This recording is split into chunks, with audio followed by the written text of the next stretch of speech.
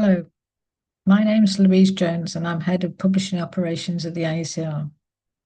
Thank you for asking me to talk about George. To me, George will be remembered as a supporter of the IUCr and of the IUCr journals in particular, thanks to all the publications he gave us. One famous paper of his, A Short History of Shellacs, was published in 2008.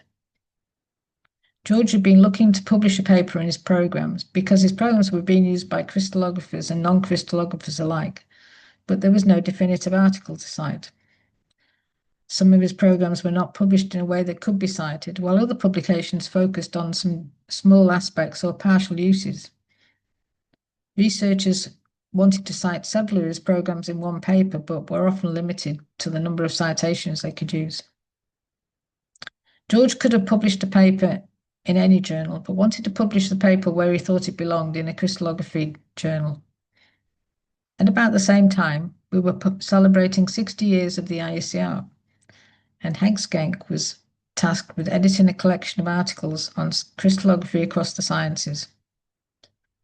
George's article was a perfect fit, and so it was published in the January 2008 issue of IUCr Crystallographic A. In order to make sure that people knew about this and cited the paper, George included a sentence in the abstract saying that this could be the standard reference for shellacs. It indeed did become the standard reference for shellacs. It surprised everyone, including George, and attracted so many citations that it was one of the top 100 cited papers of the year, and it gave IUCr Crist A a very high impact factor of 54.33 in 2010.